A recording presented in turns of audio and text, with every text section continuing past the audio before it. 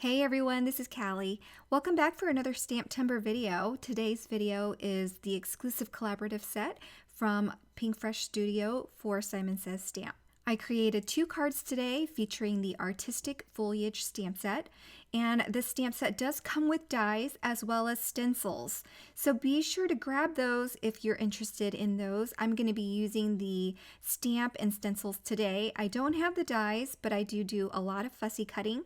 So we'll be sharing the process here on how I create my 2 coordinating cards with a rainbow blend. So I stamped my images here 3 times. For the Slimline card, I'm going to be using 2 branches, and then for my A2 size card, I'll use the 1 branch.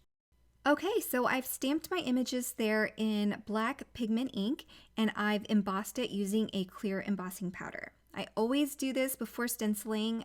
If you've watched me stencil on previous videos, you'll know that I like my black images to stay crisp and clean. I find that the best way to do that is to emboss the images before ink blending so that the ink does not smear while you're ink blending. So first I'm going to work on the foliage stems for the Slimline card. So my rainbow is going to be more spread out. So on my first stem here, I'm ink blending the red, yellow, green, and a little bit of teal. And then when I move on to the second branch, I'll be flipping that around and ink blending the second half of my rainbow using again that teal and then blue and purple. And once I have my 2 branches for the first layer stenciled, I'm going to go back and stencil on the details using the exact same colors, only I'm going to use a heavier hand so I can get the more detailed elements on there using that second layer of the stencil. Here's a quick look at that rainbow when you have the 2 foliages butt up next to each other. And then I'll go ahead and use that second stencil and finish up with this rainbow foliage with that top half of the rainbow. Alright, so now that we're done with the Slimline card, we're going to move on to stenciling the foliage stem for the A2 sized card. So this rainbow is going to be a little bit more squished together.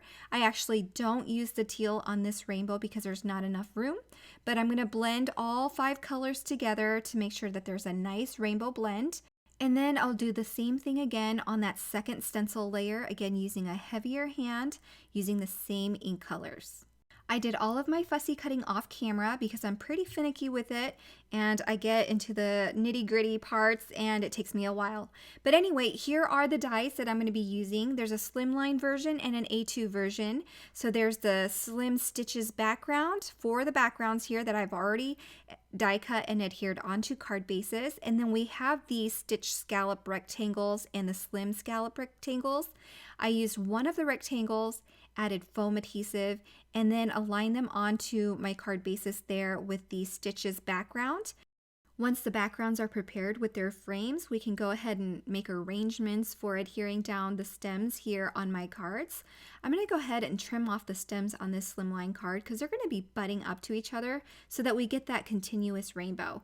So I've centered it in the center there. Because of that stitched background, it's pretty easy to tell where the center of the card is.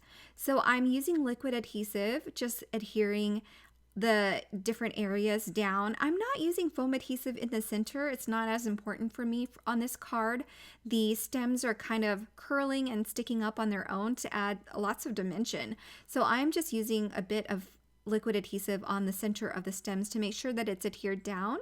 Then I'll adhere the center stems in the same way, with the center stems meeting that center of the rainbow where they all join, and we'll be using a sentiment to strategically hide that center point. And the A2 size card is a little bit more simple. It's just 1 stem. So again, I am using liquid adhesive to adhere that down. And I'm going to use my pair of scissors there to trim off the excess stem at the bottom there because I didn't want it to overhang. And I'll adhere down that smaller stem, and then we can work on our sentiments. Now the die sets that come with these stamp sets, if you buy the dies, will also die cut these sentiments. So super handy to have. I don't have them. Again, I'm going to go ahead and emboss them with white embossing powder over black cardstock. And after heat setting it, I'm going to be doing a little bit of fussy cutting. To attach my sentiments to the center of the cards, in between those frames, I'm going to use some foam adhesive. This is going to add a bit more depth in the center of the cards. And then I'm going to finish with some holographic rainbow sequins from Simon Says Stamp here. So I'm using some pinks and reds and oranges at the top of the cards, and then the blues and the greens and purples at the bottom of the card. So it just all coordinates and is lots of rainbow joy. I hope you enjoyed these cards. If you're interested, be sure to check out the links below. Everything will be linked for your convenience, and all the details will also be on my blog. Thanks so much for stopping by, and have a wonderful day. Bye, everyone.